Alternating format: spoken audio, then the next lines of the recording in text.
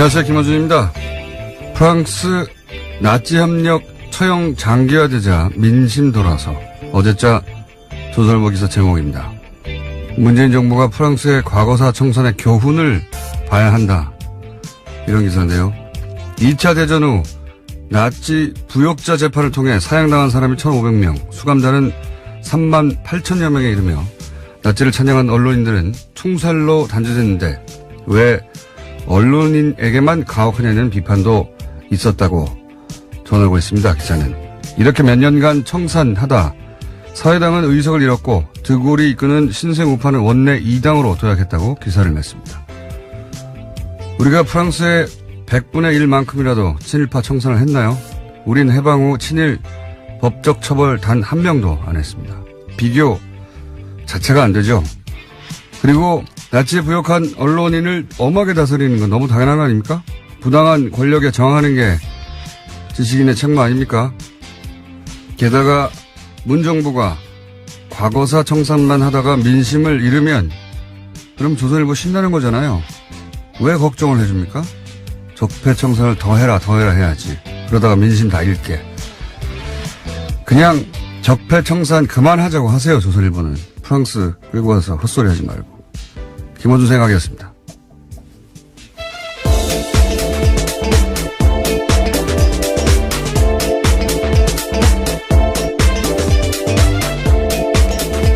시사인의 김은지입니다. 조선일보로 날로 기괴한 논리들이 나오고 있습니다.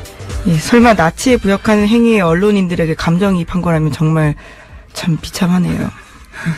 예. 굉장히 놀라운 기사였어요. 프랑스 과거사 청산이 이런 식으로 사례로 쓰이는 건 제가 처음 봤습니다. 자, 그때 프랑스식으로 나치성 부역 청산을 일제 청산을 우리가 했으면 조선일보 문 닫았죠. 자, 첫 번째 뉴스는요?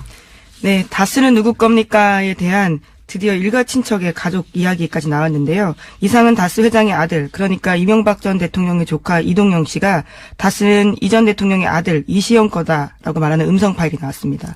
어제 MBC가 보도했는데요. 이동영 씨는 다스 부사장이고 이시영 씨는 자기보다 직급이 낮은 전무입니다. 2016년 7월 달에 다스 총괄 부사장이던 시절에 이동영 씨가 다스의 핵심 관계자와 이야기하던 통화입니다. 자, 일단 먼저 한번 MBC가 오랜만에 단독했어요. 예, 단독을 연속으로 몇 가지 연속을 했는데 일단 그 오디오 파일, MBC에서 보도했던 오디오 파일 들어보겠습니다. 시영이는 지금 MB 믿고 해서 뭐 자기 거라고 뭐 회사에서 마음대로 하고 있잖아. 예, 이 대목은 이동영 씨, 다스의 명부상 회장이고 최대 주주죠. 예, 이상은 회장의 아들. 이동영 씨가 누구와 통화하는지는 모르겠습니다만 네, 다스의 전 핵심 관계자다라고 합니다. 누군지 저는 알 것 같아요. 근데 여기는 안 나왔으니까.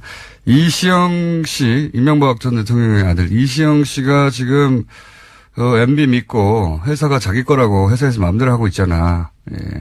그러니까 최대 주주 회장의 아들이 하소연을 이런 게 한다는 게 말이 안 되는 거죠. 예, 심지어 부사장이었습니다. 뭐 그때도 그렇고요. 지금도 그렇습니다. 그러니까 아버지는 회장이고 자기는 총괄 부사장이었던 시절인데 이런 말을 이제 한다는 게 이게 말이 안 되는 거죠. 이재용 삼성 부회장이 주식이 하나도 없는 사람 때문에 그 사람이 삼성을 먹겠다고 마음대로 하면 그냥 두겠습니까? 그냥 회사에 쫓으면 끝나는 거지. 그럴 수 없는 거죠. 예.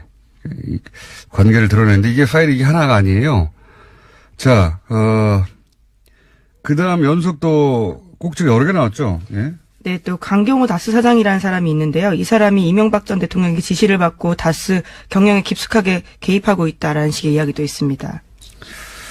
그리고 이제 녹취 중에 이제 이런 것도 있었습니다. MBC가 단독으로 보도한. 회장도 나도 희생했다. 예. 희생할 게 뭐였어요? 자기들이 최대 주주 회사 주인인데. 네, 대표인데요. 예, 이것도 좀 들어보겠습니다. MBC 보도입니다.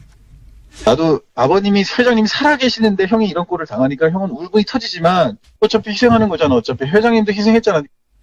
그러니까요. 네, 여기서 형이라고 하면 자신을 뜻하는 겁니다. 이동영 씨 자신요. 그 이시영 씨 사촌 형이거든요. 나이로 따지면. 그러니까 본인 입장에서는 아들 입장에서는 아버지가 이제 이 문맥으로 보자면 바지 회장 노릇을 하는 게 그리고 자신도 그렇게 하고 있는 게 한탄스러운 거죠. 예. 네, 울분이 터진다, 가슴이 찢어진다라는 표현도 있습니다. 네, 아들 입장에서 이렇게 말할 수 있죠. 근데 이제 그 과정에서 자신들이 명부상 최대 주주인데 실제 주인이 아니라는 말인 거죠, 이게. 또 있습니다. 네, 이명박 전 대통령의 아들 이시영 씨가 다스를 접수했다라는 식의 언급도 계속해서 나오는데요. 이시영 씨를 지칭하는 듯하면서 자신을 해코지하려 한다라는 말도 있습니다. 요거 일단 들어보시겠습니다. 사촌 동생이 형을 해코지라고 형을 나가라 그래도 걘 내 사촌 내가 그 똑같은 놈이 되면 안 된다는 얘기야. 예, 요 얘기는 이제 본인 입장에서 보자면 그 이명박 전 대통령의 아들 이시영 씨는 사촌 동생이죠. 예, 사촌 동생이 형인 나한테 나가라고 해도 내가 똑같은 놈 되면 안 된다는 건데 내가 똑같은 놈이 되면 안 된다는 건 무슨 말인지 모르겠어요.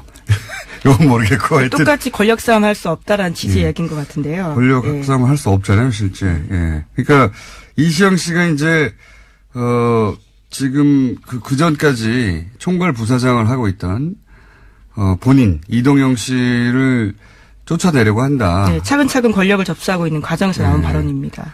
이동영 씨 주변 사람들도 정리를 했나 봐요. 예. 그러니까 그 전까지는 자기가 총괄 부사장이고 자기 사람들도 좀 있었는데 그 사람들을 다 정리하고 있다 보니까 이시영 씨가 회사를 장악하게 가는 과정에서 예. 그러다 보니까 이제 거기에 불만을 토로하면서 동생이 나를 해코지하려고 한다. 예. 네, 상대방에게 하소연하고 있는 과정인 것 같은데 상대방도 해코지를 당할 수 있는 상황이기 때문에 너까지도 지켜줄 수 없다라는 취지의 얘기가 아닌가 짐작해봅니다. 그러니까 이런 사람도 사표 받으러 가고 저런 사람도 사표 받으러 한다.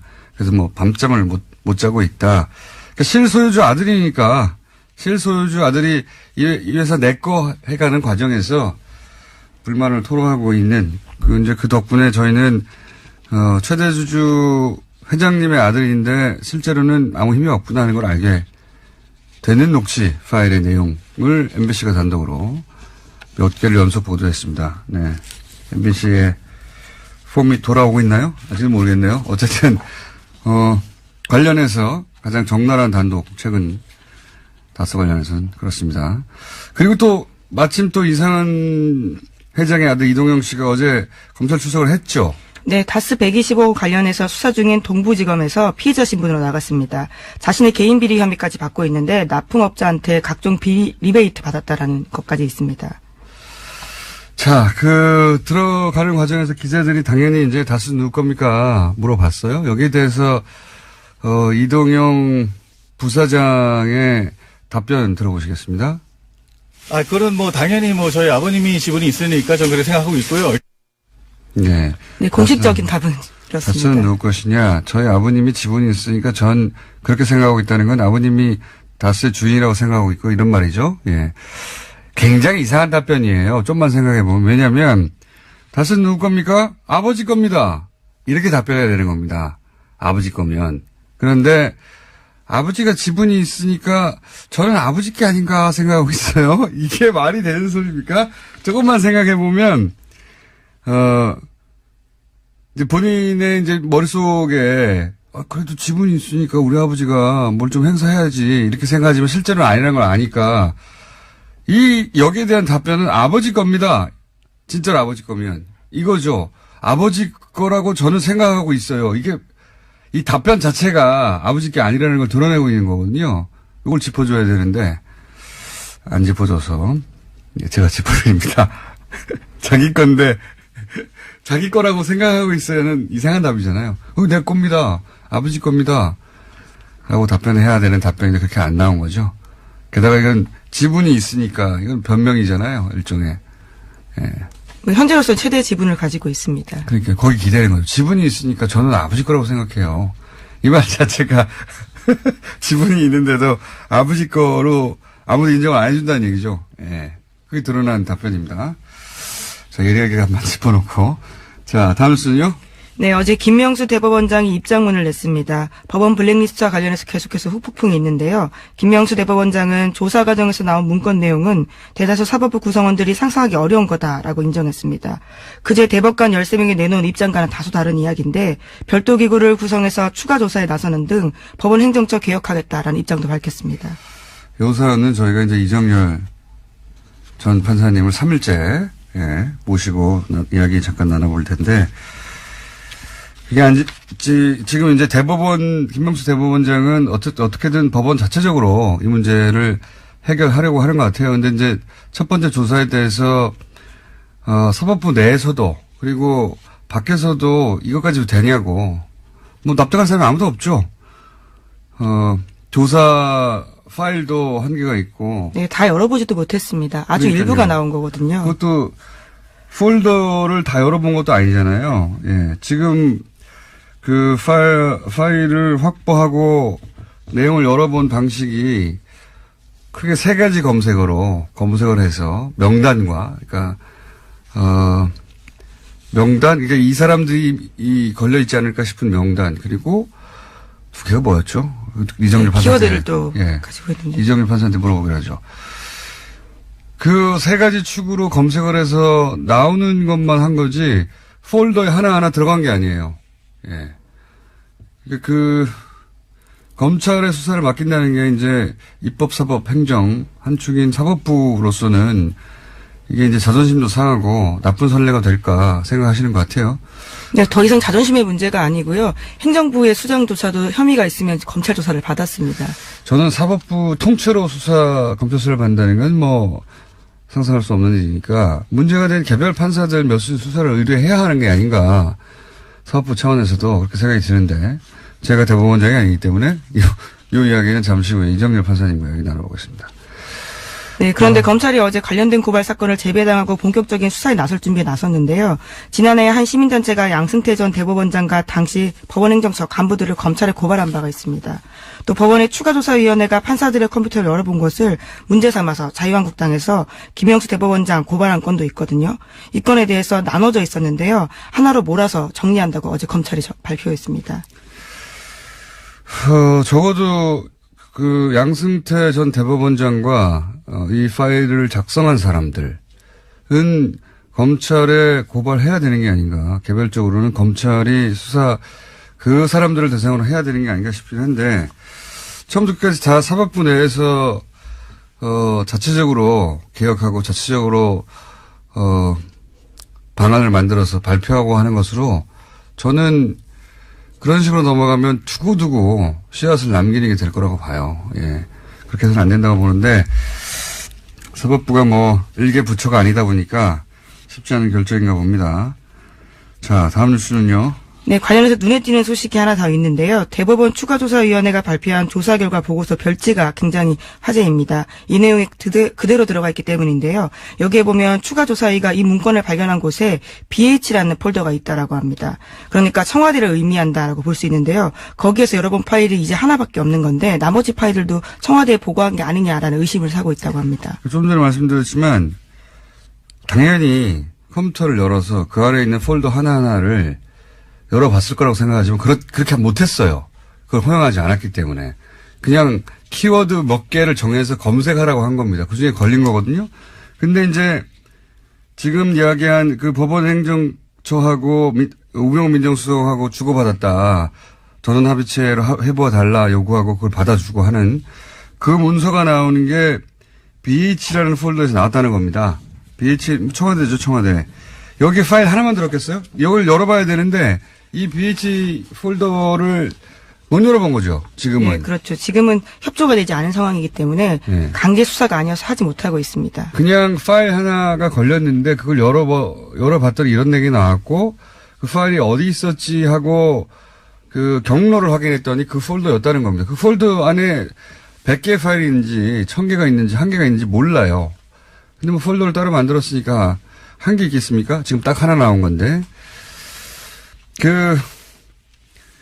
박근혜 전 대통령 특히 최순실 씨 관심사안 재판 관련해서 저는 요청이 엄청 많이 갔을 거라고 보고, 왜냐면 그 박근혜 최순실 그렇게 해도 된다고 생각하는 사람들이었거든요. 그리고 양승태 대법원장의 사법부도 그런 요구가 있으면 응해야 된다고 생각했던 게 드러났잖아요. 네, 실제로 김영환 민정수석의 비망록이나 안종범 전 수석의 업무수첩에도 관련 내용들이 있습니다. 이 폴도 당연히 열어봐야 되는데 지금 계속 사법부에서는 개인의 사생활이나 뭐 이런 얘기 때문에 못 열어보고 있잖아요. 네, 개인 파일 지우면 되잖아요. 그러면 회사 공용 컴퓨터가 어떻게 사생활과 연관되는지는 사실 여전히 의문입니다. 그렇다고 쳐요. 예? 판사들은 자신의 사생활과 관련된 파일을 야독인가요? 거기 있다고 쳐. 그럼 또 지우면 되잖아요. 이거 할 때는. 이해가 안 가는데 어쨌든 지금 딱 그렇게 걸려 있습니다. 자, 뉴스 2개 정도 더 할 수 있겠네요? 네, 최순실 메모가 또 나왔습니다. 이번에는 문체부 조직 개편도 미리 알고 있었다라는 정황이 담긴 내용인데요. 2016년 3월 달에 쓰인 메모입니다. 여기에는 종무실 2차관, 1차관이라고 쓰여 있는데 관련 업무를 2차관이 맡았던 걸 1차관으로 변경한다는 내용인데 실제로 조직 개편안이 그해 3월 달 국무회의를 통과했습니다. 그러니까 적어도 11일 전에는 최순실 씨가 이 내용을 알고 있었다라고 보이는 겁니다. 이런 일도 했네요. 그냥 자기가 뒤에서 이해관계가 있는 사람들을 꽂아준 것만 한 줄 알았더니, 예. 네, 장시호 씨가 다 촬영한 메모입니다. 소관 업무를 바꾸게 됐네요. 예. 최순실 공화국 맞았어요. 자, 다음 뉴스는요? 네, 안철수 국민의당 대표가 어제 바른정당과의 통합에 대해서 호남을 벌이는 것도 보수로 가는 것도 아니다라고 말했습니다. 안 대표는 바른정당과의 통합에 속도를 내고 있는데 이에 대해서 호남과의 결별이다라는 지적이 나오고 있습니다. 그에 대한 반박을 한 겁니다. 그렇군요. 요즘 안철수 대표하고 유승민 대표의 언론 노출 굉장히 많기 때문에 사실은 반대파의 뭐랄까요 격정하고는 다르게 여기 지지율은 저는 올라갈 거라고 봅니다. 노출이 많으면 올라가거든요. 근데 요거는 이제 3부에서 박지원 대표하고 한번 다뤄보겠지만 이 워딩은 매우 안 좋네요. 왜냐하면 안철수 대표가 반복적으로 하는 실수 중에 하나인데 지난 대선에서 왜 내가 MB 아바타입니까 한 적이 있잖아요. MB 아바타가 아니라는 걸 강조하기 위해서 말을 한 건데 사람들 기억에는 MB 아바타만 남거든요. 지금까지도 인상적으로 남아있는 말입니다. 이 말도 사실은 마찬가지예요. 아마도 그렇게 공격을 받나 본데 호남을 버리고 보수로 간다. 라고 공격을 받으니까 그게 아니라고 말한 거잖아요. 근데 MB 아바타처럼 이것만 남는 거예요. 호남을 버리고 보수로 간다. 그것만 남게 되는 효과가 있는데 왜냐하면 전후 사정을 모두 다 자세히 아는 사람의 숫자보다는 이렇게 이제 이미지로 받아들이는 사람이 훨씬 더 많은 법인데 왜 이렇게 말하는지 모르겠네요. 자, 오늘 여기까지 하겠습니다. 시사인의 김은지였습니다. 감사합니다. 자, 바로 이어서 리얼미터 권순정 조사분석 실장 나오셨습니다. 안녕하십니까. 자, 여론조사 처음으로 50 숫자 찍혔네요. 예, 네, 처음으로 50%대로 물론 잠정 수치입니다. 저희들이 네. 주중 잠정 집계인데. 화요일치가 그렇게 찍혔네요. 네, 처음으로 그러니까 3일 연속 월, 화, 수 1,500명을 집계해서 나온 결과가 긍정평가가 6.2%포인트 하락해서 59.8%. 이건 북핵부 때보다 더 큽니다. 네. 네, 부정평가가 6.3%포인트 상승해서 35.6%를 기록했습니다. 2주 연속 하락했고, 낙폭이, 지난주에 4.6%포인트 떨어졌고, 이번 주에 6.2%포인트 하락했으니까 도합하면 10.8%포인트 아닙니까? 네. 이런 경우는 상당히 좀 이례적인 경우입니다. 맞습니다. 찾아봤더니, 박근혜 정부 때 2014년도 4월 세월호 참사 때 11.8%포인트가 2주 연속 빠졌는데 그 이후에는 없었습니다. 네. 생각해 보시면 그 사이에 세월호 같은 사건이 벌어진 게 아니잖아요. 그렇습니다. 예. 지금 따지고 보면 좋은 뉴스가 더 많습니다. 네. 기본적으로는 뭐 불과 몇 개월 전까지 전쟁 난다고 하다가 네. 지금 어쨌든 전쟁이 아니라 올림픽을 통해서 이제 화해 모드를 만들고 있는 와중인데 이게 뉴스를 자세히 안 보는 분들이 이해가 잘 안 갈 거예요. 그 국내 정책적인 논란 그런 네. 부분도 있긴 했었지만 세월호 참사와 비견할 정도는 아니고 그러니까요. 예. 그 남북 북한의 평양 올림픽 참가 또한 사실상 평화올림픽이라는 관점에서 접근해 본다고 한다면 이렇게 많이 영향을 미칠 정도는 아니라고 생각하는데. 저는 왜 그런지는 알겠어요. 알겠는 게 개별 이슈로 보면 안 되고요. 제가 보기엔. 일단 수치를 이제 한번 소개해 주시죠. 예. 네, 그래서, 조사일 기준으로는, 조사일 기준 일간으로는 8일 연속 하락을 하다가 죄송합니다. 어제 24일 날에 60.3%로 소폭 반등했는데 그 이전에는 19일 날 64.4%로 시작을 해서 22일 월요일 날에 60.8%, 화요일 날 23일에 59.9%. 그러니까 일간 최저치를 기록했죠. 근데 거의 어제 바로 소폭이긴 하지만 60.4%로 그 화요일 날 하락세가 처음으로 멈췄습니다. 59.9를 찍은 거예요. 화요일 날 네, 처음으로. 그렇습니다. 자, 이게 이제 뉴스를 슥슥 훑어서 보시는 분들은 잘 모르시겠지만, 그리고 모든 미디어를 모니터링 하지 않잖아요, 보통은. 그렇죠. 저는 직업이 이렇다 보니까 모든 미디어를 모니터링 하게 돼요. 근데, 잘 모르시겠지만, 평양 올림픽이라는 단어 엄청나게 조중동과 보수 매체가 포탈을 통해서 유포됐어요. 네, 요번에 자유한국당이 가장 성공한 프레이밍 중에 하나가 바로 역사적으로 제가 봤을 때 평양 올림픽이 기록되지 않을까 싶네요. 이게 이제 라임도 맞지 않습니까? 평창, 평양. 예, 그래. 그러니까 평창이라는 팩트를 두고 평양, 다른 한쪽에는 평화. 이 네. 평이라는 운율로 지금 맞춰져 있기 때문에 사실상 쏙쏙 더 잘 들어오죠, 사실. 실제 평양 올림픽이라는 공세가 평양 올림픽 아니란 말이죠.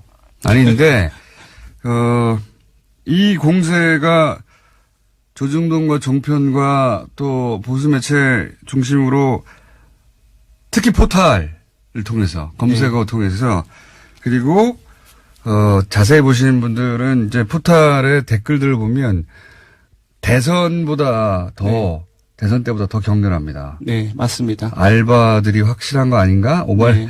옵션 열기에, 후속팀 아닌가 싶을 정도, 여태 본 적이 없는, 제가 댓글 알바를 참 오랫동안 관찰해 왔는데. 저도 공장장처럼 요즘에 댓글을 되게 다른 때보다 더 주의 깊게 보는데, 포털 사이트의 댓글 서비스를 보면 특정인의 그 아이디를 클릭을 하면 그 이전에 어떤 댓글을 달았는지 이력을 다 체크를 할 수 있습니다. 제가 체크를 며칠 동안 해봤는데, 거의 동일한 정치적인 색깔로 계속 댓글이 이어지는 사람들이 대규모예요, 아주. 네. 그런데 그렇게 부정적인 뉴스를 한쪽에 쏟아내면 이제 반대쪽에서 그런 밸런스를 맞추는 뉴스 왜 그렇게 생각하느냐. 네. 뉴스가 있어줘야 되는데 사실은 그런 뉴스가 없어요. 네. 그런 언론 지형이 밸런스가 안 맞습니다, 현재. 네, 그렇습니다. 대대적으로 쏟아내고 그게 일정 정도 영향을 줘서 화요일은 59.9, 뭐 나머지는 60%, 뭐 59.9도 높긴 해요, 사실은. 대통령 지지도로. 그렇습니다. 지금 전 사실상 세계적으로. 59.8%면 60%인데 상당히 높은 거죠. 높은 근데 긴 이제 하지만 앞에 7자가 찍혀 있다가 5자가 찍혀 있으니까. 불과 며칠 사이에. 예, 불과 며칠 사이에. 그리고 이제 그것보다 숫자보다 중요한 거는 아마도 이해 못할 겁니다. 청와대에서 제가 보기에는. 청와대에서는 뭔가 잘하고 있다고 생각이 들거든요. 잘 풀리고 있다. 네, 네. 드디어 불과 며칠 전까지 전쟁한다고 하다가 이제 올림픽을 통해서 그런 대화의 계기를 만들고 다 좋아지고 있는 것 같은데 왜 이렇게 폭락하지? 이해를 못할 거예요. 예, 청와대 같은 경우는 지난 21일 일요일부터 어제까지 4일 연속 대통령의 입을 빌어서 아니면 청와대 그 대변의 입을 빌들든가 4일 연속 평창 올림픽 협조 요청 발언을 했어요. 회의 자리든 아니면은 춘추관에서든. 보도가 잘 안 됩니다. 예, 이게 보도가 거의 안 됐어요. 과거 같은 경우에는 이렇게 남북 단일팀이나 또는 뭐 이런 올림픽에 이렇게 참여한다. 대대적으로 이게 의미가 뭔지 설명을 해줬거든요. 네. 지금은 단일팀 얘기가 나오면 그 의미를 설명하는 게 아니라 바로 그 아이스하키 팀이 가지고 있는 개인들이 가지고 있는 불만, 개인이 불만이 있을 수 있죠. 네. 그 보도로 바로 갑니다. 그러니까 이게 어떤 의미가 있는지 보도 혹은 이게 어떤 계기가 될 수 있는지 혹은 뭐 그 개인들이 입는 피해는 어떻게 구제할 것인지 이런 보도는 없어요. 보신 분들은 아시겠지만 일방적으로 때리는 겁니다. 그냥 다 잘못했어요. 북한과 관련해가지고는 네, 그렇습니다. 그런 뉴스만 쏟아지지. 어쨌든 지난주까지는 아무래도 국내 정책적인 이슈 또한 많은 요인이 됐다고 보는데 이번 주의 6%포인트 하락 같은 경우는 아무래도 평양 올림픽 이 프레이밍 효과 그리고 그로부터 언론의 어떤 여러 가지 어떤 기사들 보도들 이 많은 그렇죠. 영향을 미치는 것 같습니다. 기사뿐만 아니라 그 기사와 그 프레임이 특히 포털을 통해서 계속 반복적으로 최근 한 3주간 연속으로 예, 뭐 현성월 점검단을 두고서 뭐 KTX 특별 배차라든지 신호등 이렇게 자동적으로 가게 만다든지 그런 부분들이 너무나 그렇죠. 많이 현수홍을 점검단이 왔는데 신호등 열어줬다고 그걸 어찌나 비난을 하는지 예전에는 상상할 수 없었던 건 접근이거든요. 네. 어쨌든 요번 주 떨어진 것은 TK 대구 경북하고 고수청 그리고 어느 정당도 지지하지 않는 중도층. 회색 지대라고 할 수 있는 무당층에서 많이 빠졌습니다. 자, 그래서 처음으로 화요일 날 59.9를 찍었다. 네, 예. 그렇습니다. 다른 요일은 뭐 60을 간신히 넘긴 했는데 네. 모르겠습니다. 이런 식으로 일방적으로 그 올림픽 관련해서 특히 계속해서 공세가 이어지면 어떻게 될지 모르겠고. 자, 그러면 시간이 많이 지났네요. 정당 지지를 빨리 짚어주시죠. 예, 2주째 민주당과 정의당이 하락하고 야3당이 동반 상승했습니다. 잠깐 숫자만 불러드리겠습니다. 숫자만 쭉 읽죠. 민주당이 46.1%로 하락해서 19대 대선 이후 최저치를 기록했습니다. 한국당은 2.9%포인트 상승해서 21%로 19대 대선 이후 처음으로 20% 선을 넘어섰습니다. 효과를 보고 있는 거죠. 예, 국민의당은 7.0%로 상승했고요. 바른정당 역시 6.3%로 상승했습니다. 아까 말씀하셨던 여러 가지 보도가 그 통합 관련 보도가 많이 되면서 올라간 것을 보입니다. 정의당은 사진 많이 나오면 올라가요, 원래. 예, 정의당은 4.9%로 하락을 했고요. 잠재정당 지지도를 잠시 보면은 통합개혁신당이 12.7%로 2.8%포인트 상승했습니다. 사진 많이 나오니까 올라가네요. 예, 통합반대개혁신당은 조금 소폭 하락해서 3%를 기록했습니다. 조사 개요를 말씀드리면요. 네. 이번 주중조사는 TBS 에러로 월요일부터 수요일까지 사흘 동안 19세 이상 5,009명을 대상으로 유무선 전화면접 자동운전 혼용 방식으로 실시를 했습니다. 포근오차는 95% 신뢰수준 플러스 마이너스 2.5%포인트, 응답률은 6.1%였습니다. 포털 말고도요, 각종 커뮤니티, 대학 커뮤니티 같은데, 젊은 세대가 잘 가는 커뮤니티 있잖아요. 네. 대학교의 커뮤니티 댓글 알바가 붙은 거 난 처음 봤어요. 제가 한번 점검하거든요. 네. 정말 대규모 물량이다, 이건. 이거 진짜 심각하게 다뤄야 됩니다. 자, 예. 사법부 강제수사 해야 되느냐? 국민 여론은 강제수사 많겠죠. 예, 예, 맞습니다. 요번 조사는 찬성과 반대를 물었습니다. 강제수사에 대한 찬성과 반대. 예, 검찰은 특검이 강제수사 해야 되느냐. 찬성이 69.7%로 응답자 10명 중 7명에 이르는 사람들이 찬성을 했고요. 반대는 28.7%가 나왔습니다. 너무 당연한 결과인 것 같습니다. 자, 지금까지 일련미터 권순정 조사분석 실장이었습니다. 감사합니다. 고맙습니다.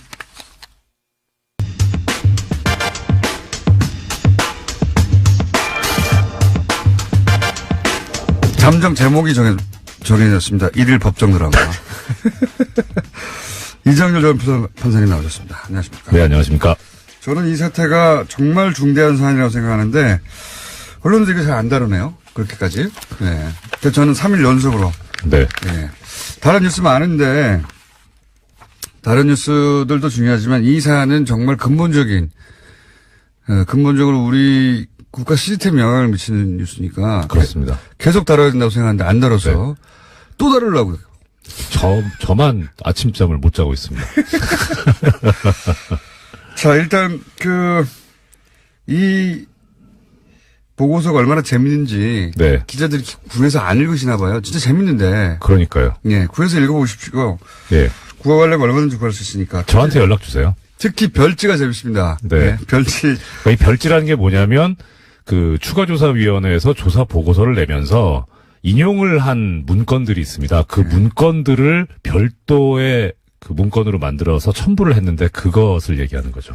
별지가 한 50몇 페이지 됐는데요. 예. 거기 보면 굉장히 적나라한 문구들이 많이 있죠. 네. 예. 송모 판사에 관해서 예를 들어서 뭐 분석한 걸 보면 본인이 이걸 보면 기분이 굉장히 나쁠 것 같아요. 알 거예요. 봤을까 이미? 봤을 거고요. 그리고 이거 좀 진지한 분위기에서 이런 말씀드리긴 뭐한데 정말 정확하게 분석했다.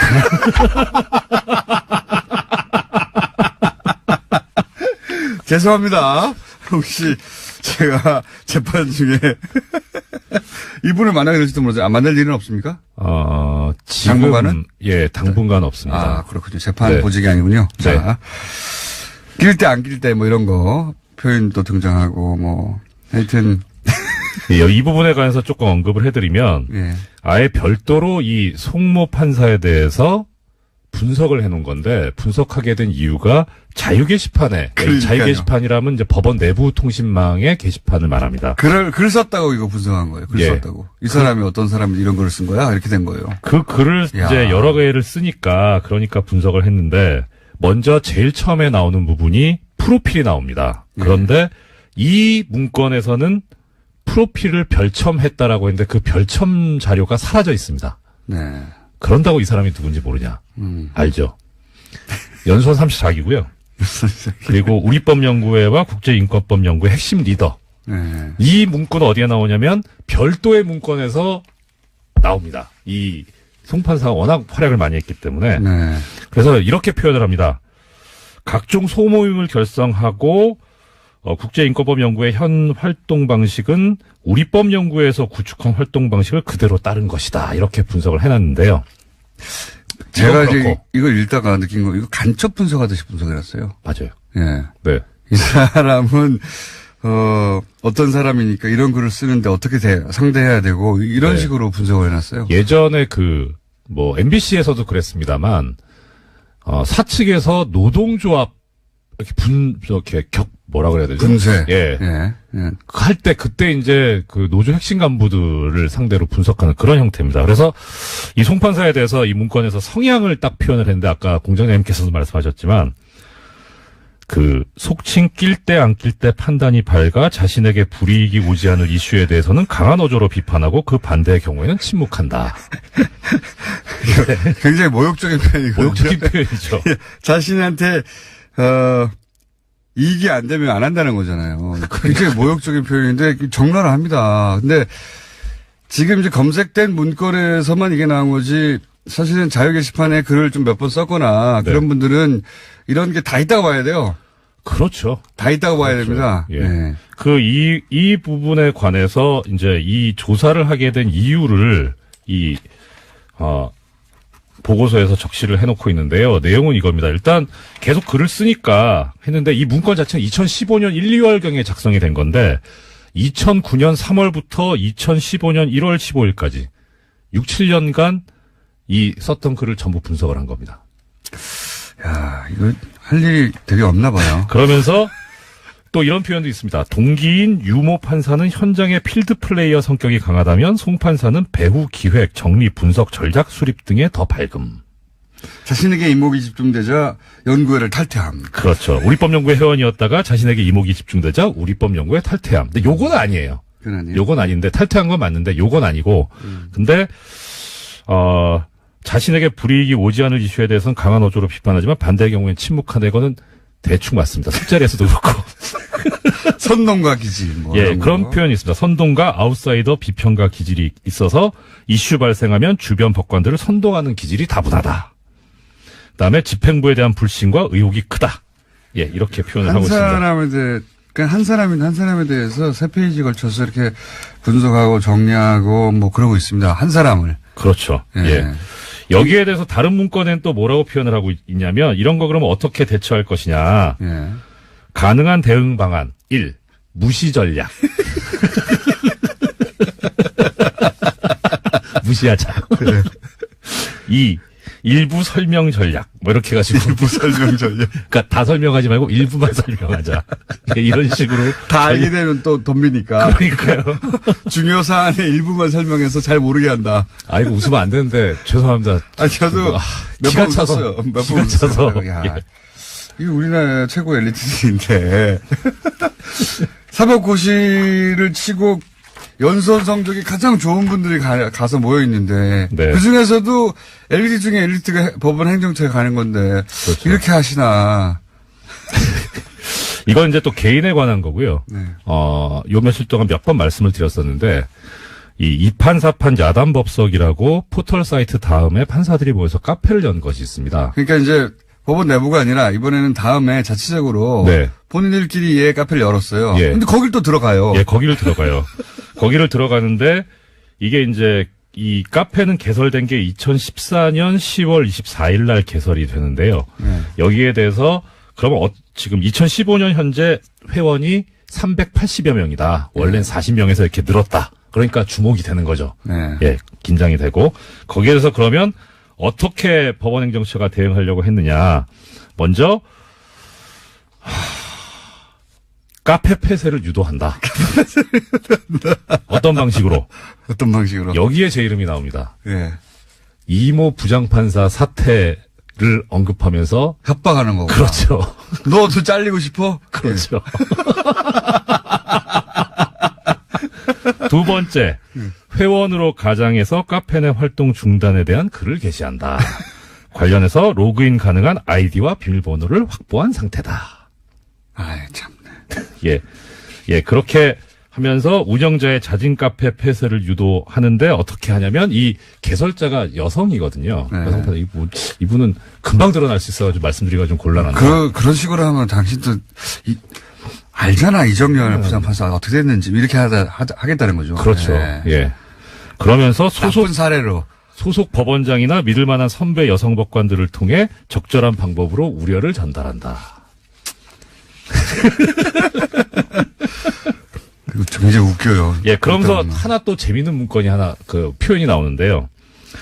이 카페 활동과 관련해서 이제 법관 윤리 강령에 위반되는 게 아니냐 해서 징계를 검토를 했던 모양이에요. 네. 그래서 이 법관 윤리 강령들을 쭉 검토를 하는데 그 중에 권고 의견 5호라는 게 있습니다. 네. 그 권고 의견 5호에서 5호에 위반이 되는지 여부에 관해서 검토를 했는데 거기에 이런 문구가 나옵니다. 권고 의견 제5호는 우리법 연구회를 타깃으로 마련된 의견이다. 그래서 특정 연구회를 타깃으로 강령을 법을 만들어 버린 거죠. 들이. 제재를 하려고 했는데 규정이 없으니까 규정을 아예 만들어낸 거군요. 예, 그렇죠. 그래서 맨 마지막 결론, 가능한 조치. 대법원 공직자윤리위원회 권고 의견 5호, 7호 위반의 소지가 있다는 점을 최후의 설득 및 엄포용 카드로 활용. 엄포용 카드. 협박하겠다고 계획을 세웠던 거죠. 이런 수준으로 사실은 뒷조사를 하고 끊임없이 캐고 그리고 네. 협박을 하고 자기들 뜻과 다른 판사들은 이제 압력을 가하고 혹은 행사재판에서 배제하고 예. 그 사찰하고 실행에 옮긴 거잖아요, 다. 그러면 이런 문건을 작성한 사람, 이런 문건을 작성을 지시한 사람, 네. 그 수장, 양승태 대법원장부터 시작해서 몇몇 사람들은 사법부 통째로 와서 압수수색해라. 이건 안 되는 걸 알겠어요. 그러면 최소한 그 몇몇 사람은 사법부가 그 검찰에 수사 의뢰해야 되는 거 아닌가요? 당연히 그래야 되는데, 네. 근데 뭐 며칠 전에도 말씀드렸습니다만 일단 모냥 빠지니까. 그 판사들은 모양 빠지는 건 알겠는데 예. 그런 내부 분위기는 없습니까? 이거는 수사 의뢰에서 확실히 뿌리 뽑고 가자라는 판사들의 내부 의견은 없어요? 지금 뭐 여기 그 사찰당해가지고 문건에 나오는 차성환 판사 같은 경우에 네. 워낙 유명해졌으니까 실명 네. 공개하고요. 이분은 이제 얘기를 하는 게 뭐냐면 일단 컴퓨터의 비밀번호를 건 심의관들한테 비밀번호를 제공하라는 명령을 대법원장이 해야 된다. 그건 너무 당연한 것 같아요. 이거를 따르지 않으면 별도의 징계 절차를 거치거나 그때 고발을 하고 네. 그리고 거기에 따라서 검찰 수사가 이루어졌으면 좋겠다 해서 검찰 수사까지는 예상을 하고 있는 것 같아요. 이 제안을 하고 있는 것 같고. 그건 이제 차상원 판사의 의견인데 제 의견이고, 말은 예. 그런 의견에 다른 판사들이 사실 동조해주고 힘을 실어줘야 그렇죠. 대법원장이 이제 그 안에서 자기 마음대로 할 수 없는 부분도 있잖아요. 분위기에 따라서. 네. 근데 지금 학습 효과라는 게 있어서요. 네. 그러니까 이제 지금 양승태에서 김명수 대법원장으로 바뀐 지 얼마 안 됐거든요. 예. 그러니까 지금 오히려 판사들 같은 경우에는 뭐 얘기를 들어보니까 관망하는 사람들이 꽤 있어요. 지금 김명수 대법원장을 어떻게 믿느냐. 어떻게 될지 어떻게 아냐. 그래서 지금 어제 김명수 어떻게 대법원 믿느냐는 그 불신의 골자는 뭐죠? 그러니까 이 사람도 나중에 똑같이 하는 거 아니냐. 아, 나중에. 예전에 이 경험이 있어요. 그러니까 참여정부 때 이용훈 대법원장이 예. 임명이 됐었거든요. 예. 초기에 이용훈 대법원장이 상당히 개혁적이고 이 민주적인 여러 예. 절차들을 시도하고 정말 소송법에 충실한 재판을 하려고 애를 썼습니다. 많이 네. 그 전파를 하고. 그런데 이명박 정부가 들어서고 나서 예. 협박을 했죠. 물러나라고. 예. 그리고 물러나지 않을 경우에는 그 가지고 있는 카드를 공개하겠다. 예. 그래서 일설에 의하면 이용훈 대법원장이 뭐 충성 맹세를 했다 이런 소문이 있어요. 법원 내 그건 소문. 그렇다 치고. 법원 내 소문이군요. 예. 그래요? 그런데 그 이후에 정말 180도 돌변합니다.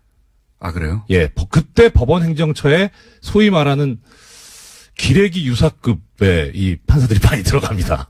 어허. 그러면서 아니, 근데- 많이 바뀌어요. 그러니까 예. 이런 이용훈 대법원장 체제도 겪어봤기 때문에 김명수 대법원장이 지금 들어왔다고 해서 예. 저 사람을 믿고 그대로 따라가는 게 과거 이용훈 꼴 나지 않겠느냐라고 하는 그 생각도 있는 거예요. 근데 지금 아직 정권이 네.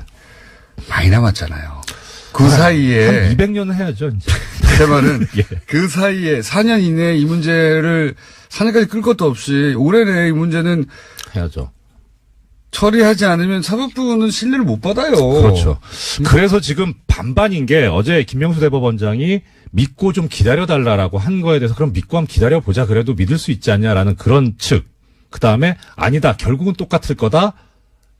검찰 쪽으로 가야 된다라는 그런 측. 그 다음에 그러니까 자체 조사로 끝낼 수 있다고 믿는 사람들 아직 절반은 되는군요. 판사들도 대략.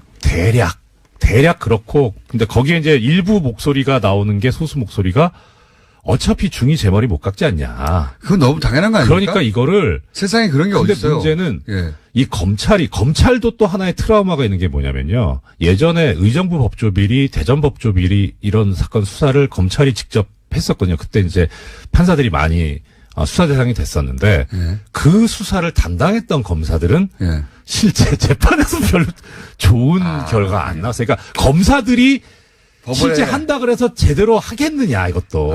법원에 밑보이게 된다. 그렇죠. 그 검사 개인이 문제가 생길 수 있으니까 그래서 이걸 특별검사로 해야 되지 않느냐. 아예. 예. 아예 이제 밖에 변호사, 옷 벗고 변호사 된 분들을.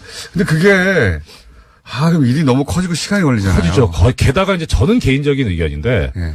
이거 수사를 할 거냐 조사를 할 거냐 이것도 뭐 하나의 중요한 문제긴 하지만 시청자 여러분 뭐 예를 들어서 이거 PC 강제 개봉하려면 영장 발부받아야 된다고 하는데 예. 지금 영장 청구했다고 치고 지금 서울중앙지법 영장판사들이 이거 영장 내주겠습니까?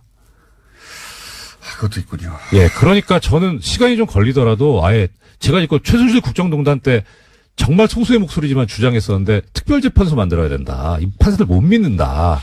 근데 지금도 사실 좀 그런 생각이 있어요. 그리고 새로운 제도까지 등장하게 너무 되면 커지긴 하는데. 논란이 너무 커져요. 그냥 검찰로 가죠. 바로. 그러니까 범위를 최대한 축소해서 네. 그 양승태 대법원장 그리고 문서 작성 라인이 있었던 사람 딱 특정해가지고 몇 명은 딱 수사 의뢰하는 게 맞지 않느냐. 지금은 이제 대법원장 입장에서는 자체적으로 사법부가 네. 이 문제를 스스로 해결 못한다는 것도 치욕이니까 사법부가 어떻게든 해보고 싶어 하지만 안 될 거라고 봅니다. 어떤 조직이든 사법부가 아니라 어떤 안 조직이든 돼요. 스스로는 못 하거든요. 그럼요. 아는 사람이고 네. 그거 어떻게 합니까? 못 합니다. 그래서 다 외부 컨설팅을 받는 거고 외부 힘을 빌리는 건데 이거는 그럼요. 밖으로 가야 된다고 저는 일반인들은 당연히 그렇게 생각해요. 일반인들은. 네. 저도 일반인인데. 더 이상 판사가 아니시니까. 이거, 대법원장이 이제 어제, 1차 조치로는 부족하다는 거는 이제 절실하고, 절실 깨닫고, 2차 조사한다는데, 거기서 강제로 비밀번호 못 열고, 파일 전체 검색 못하면 수사를 가야 된다고 봅니다, 저는. 그럼요. 그리고 하나 이제 뭐 약간 시간 있으니 짧게 말씀드리면 이 보고서에도 그런 얘기가 나옵니다. 여러 가지 이제 기술적인 걸 동원했는데 특히 하드디스크와 SSD인가? SSD. 예. 예. 근데 SSD는 이 저장 매체 특성상 복구가 상당히 힘들답니다. 그래서 완전히 미궁에 빠질 수도 있지 않냐라는 그런 우려가 보고서에서 담겨 있습니다. SSD에 저장해라 뭐 이런 얘기가 있어요? 아니 SSD까지 제출을 받았는데 그건 복구가 더 힘들더라. 그렇군요. 예. 자, 오늘 여기까지 하고 또 다를지도 모릅니다. 네. 이정렬 전 부장판사였습니다. 감사합니다. 네, 고맙습니다.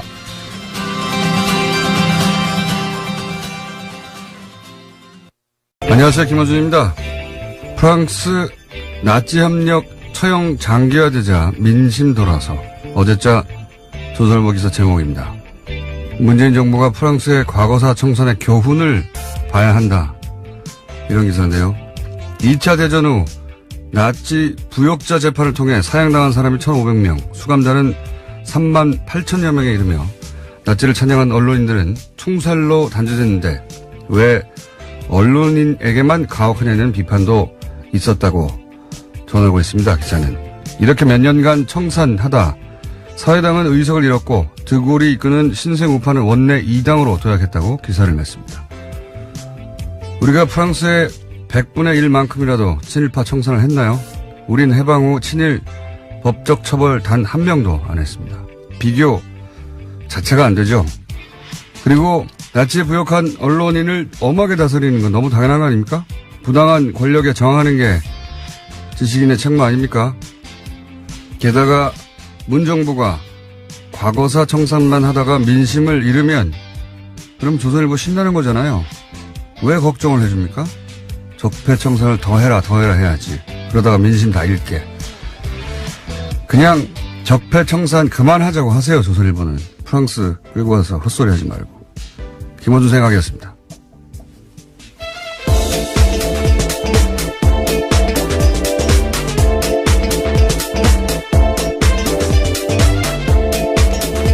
시사인의 김은지입니다. 조선일보 날로 기괴한 논리들이 나오고 있습니다. 예, 설마 나치에 부역하는 행위에 언론인들에게 감정이입한 거라면 정말 참 비참하네요. 예. 굉장히 놀라운 기사였어요. 프랑스, 과거사 청산이 이런 식으로 사례로 쓰이는 건 제가 처음 봤습니다. 자, 그때 프랑스식으로, 예, 나치 부역 청산을, 일제 청산을 우리가 했으면 조선일보 문 닫았죠. 자, 첫 번째 뉴스는요? 네, 다스는 누구 겁니까에 대한 드디어 일가 친척의 가족 이야기까지 나왔는데요. 이상은 다스 회장의 아들, 그러니까 이명박 전 대통령의 조카 이동영 씨가 다스는 이 전 대통령의 아들 이시영 거다라고 말하는 음성 파일이 나왔습니다. 어제 MBC가 보도했는데요. 이동영 씨는 다스 부사장이고 이시영 씨는 자기보다 직급이 낮은 전무입니다. 2016년 7월 달에 다스 총괄 부사장이던 시절에 이동영 씨가 다스의 핵심 관계자와 이야기하던 통화입니다. 자, 일단 먼저 한번, MBC가 오랜만에 단독했어요. 예, 단독을 연속으로 라는 말도 있습니다. 요거 일단 들어보시겠습니다. 전 동생이 형을 해코지라고 형을 나가라 그래도 걘 내 사적 내가 그 똑같은 놈이 되면 안 된다는 얘기야. 예, 요 얘기는 이제 본인 입장에서 보자면 그 이명박 전 대통령의 아들 이시영 씨는 사촌 동생이죠. 예, 사촌 동생이 형인 나한테 나가라고 해도 내가 똑같은 놈 되면 안 된다는 건데 내가 똑같은 놈이 되면 안 된다는 건 무슨 말인지 모르겠어요. 이건 모르겠고 하여튼 똑같이 권력 싸움 할 수 없다라는 취지의 얘기인 것 같은데요. 권력 예. 싸움을 할 수 없잖아요, 실제. 예. 그러니까 이시영 씨가 이제 지금 그 전까지 총괄 부사장을 하고 있던 본인 이동영 씨를 쫓아내려고 한다. 네, 차근차근 권력을 접수하고 있는 과정에서 나온 발언입니다. 이동영 씨 주변 사람들도 정리를 했나 봐요. 예, 그러니까 그 전까지는 자기가 총괄 부사장이고 자기 사람들도 좀 있었는데 그 사람들을 다 정리하고 있다 보니까 이시영 씨가 회사를 장악하게 가는 과정에서 예, 그러다 보니까 이제 거기에 불만을 토로하면서 동생이 나를 해코지하려고 한다. 예. 네, 상대방에게 하소연하고 있는 과정인 것 같은데 상대방도 해코지를 당할 수 있는 상황이기 때문에 너까지도 지켜줄 수 없다라는 취지의 얘기가 아닌가 짐작해봅니다. 그러니까 이런 사람도 사표 받으러 가고 저런 사람도 사표 받으러 한다. 그래서 뭐 밤잠을 못 자고 있다. 그러니까 실소유주 아들이니까 실소유주 아들이 이 회사 내 거 해가는 과정에서 불만을 토로하고 있는 이제 그 덕분에 저희는 최대 주주 회장님의 아들인데 실제로는 아무 힘이 없구나 하는 걸 알게 되는 녹취 파일의 내용을 MBC가 단독으로 몇 개를 연속 보도했습니다. 네. MBC의 폼이 돌아오고 있나요? 아직은 모르겠네요. 어쨌든, 관련해서 가장 적나라한 단독, 최근 다스 관련해서는 그렇습니다. 그리고 또, 마침 또 이상한 회장의 아들 이동영 씨가 어제 검찰 출석을 했죠. 네, 다스 125호 관련해서 수사 중인 동부지검에서 피의자 신분으로 나갔습니다. 자신의 개인 비리 혐의까지 받고 있는데 납품업자한테 각종 비리 리베이트 받았다라는 것까지 있습니다. 자, 들어가는 과정에서 기자들이 당연히 이제 다스 누구 겁니까? 물어봤어요. 여기에 대해서, 이동영 부사장의 답변 들어보시겠습니다. 그건 당연히 저희 아버님이 지분이 있으니까 저는 그렇게 생각하고 있고요. 네. 네, 공식적인 답은 다스는 그렇습니다. 누구 것이냐? 저희 아버님이 지분이 있으니까 전 그렇게 생각하고 있다는 건 아버님이 다스의 주인이라고 생각하고 있고 이런 말이죠. 예. 굉장히 이상한 답변이에요. 좀만 생각해보면. 왜냐면, 다스는 누구 겁니까? 아버지 겁니다. 이렇게 답변해야 되는 겁니다. 아버지 거면. 그런데, 아버지가 지분이 있으니까 저는 아버지 게 아닌가 생각하고 있어요. 이게 말이 되는 소리입니까? 조금만 생각해보면, 이제 본인의 이제 머릿속에, 그래도 지분이 있으니까 우리 아버지가 뭘 좀 행사해야지. 이렇게 생각하지만 실제로는 아니라는 걸 아니까, 여기에 대한 답변은 아버지 겁니다. 진짜로 아버지 거면. 이거죠. 아버지 거라고 저는 생각하고 있어요. 이 답변 자체가 아버지 게 아니라는 걸 드러내고 있는 거거든요. 이걸 짚어줘야 되는데, 안 짚어줘서, 제가 짚어드립니다. 자기 건데, 자기 거라고 생각하고 있어야는 이상한 답이잖아요. 내 겁니다. 아버지 겁니다. 라고 답변해야 되는 답변인데 그렇게 안 나온 거죠. 게다가 이건 지분이 있으니까 이건 변명이잖아요. 일종의. 예. 현재로서 최대 지분을 가지고 있습니다. 그러니까 거기 기대는 거죠. 지분이 있으니까 저는 아버지 거라고 생각해요. 이 말 자체가 지분이 있는데도 아버지 거로 아무도 인정을 안 해준다는 얘기죠. 예. 그게 드러난 답변입니다. 자, 예리하게 한번 짚어놓고. 자, 다음 순요. 네, 어제 김명수 대법원장이 입장문을 냈습니다. 법원 블랙리스트와 관련해서 계속해서 후폭풍이 있는데요. 김명수 대법원장은 조사 과정에서 나온 문건 내용은 대다수 사법부 구성원들이 상상하기 어려운 거다라고 인정했습니다. 그제 대법관 13명이 내놓은 입장과는 다소 다른 이야기인데 별도 기구를 구성해서 추가 조사에 나서는 등 법원 행정처 개혁하겠다라는 입장도 밝혔습니다. 요 사안은 저희가 이제 이정열 전 판사님을 3일째 모시고 이야기 잠깐 나눠볼 텐데 이게 지금 이제 김명수 대법원장은 어떻게든 법원 자체적으로 이 문제를 해결하려고 하는 것 같아요. 근데 이제 첫 번째 조사에 대해서, 사법부 내에서도, 그리고 밖에서도 이것까지 되냐고, 납득할 사람이 아무도 없죠.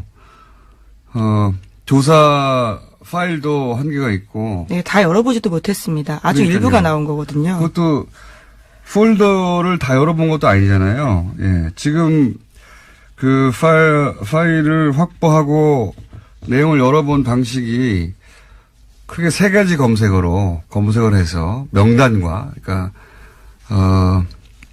그러니까 이 사람들이 걸려있지 않을까 싶은 명단, 그리고 2개가 뭐였죠? 이정일 판사한테. 키워드를 또 가지고 있는데. 이정일 판사한테 물어보기로 하죠. 그 3가지 축으로 검색을 해서 나오는 것만 한 거지, 폴더에 하나하나 들어간 게 아니에요. 예.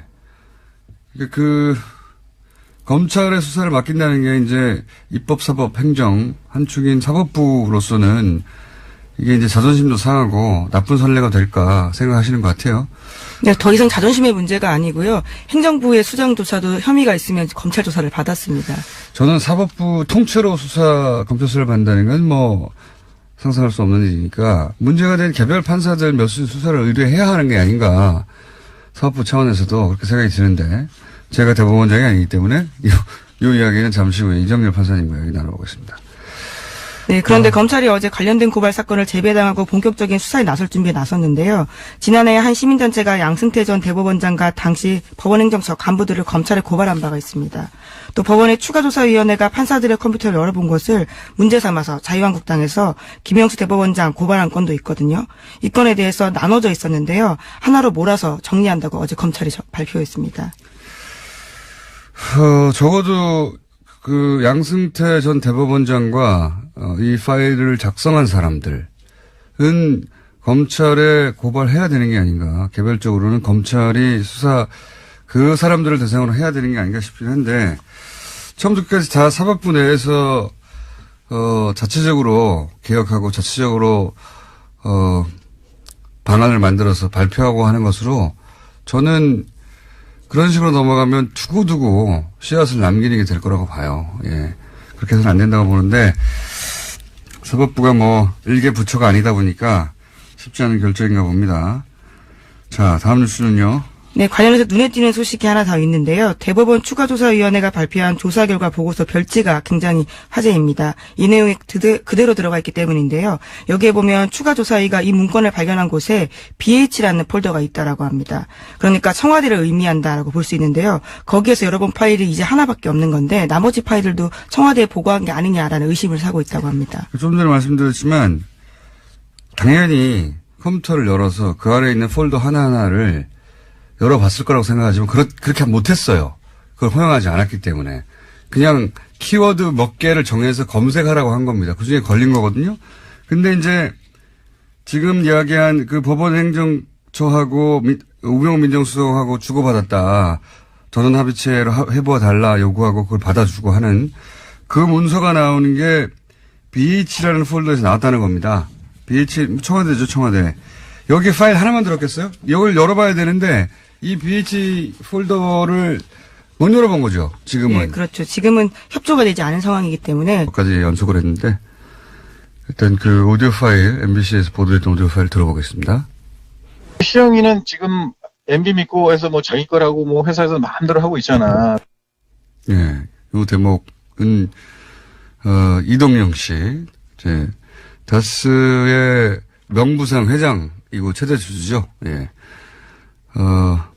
이상은 회장의 아들 이동영 씨가 누구와 통화하는지는 모르겠습니다만 네, 이시영 다스의 씨 전 핵심 관계자다라고 예, 합니다. 누군지 저는 알 것 같아요. 근데 여기는 안 나왔으니까 이시영 씨, 이명박 전 대통령의 아들 이시영 씨가 지금 MB 믿고 회사가 자기 거라고 회사에서 마음대로 하고 있잖아. 예.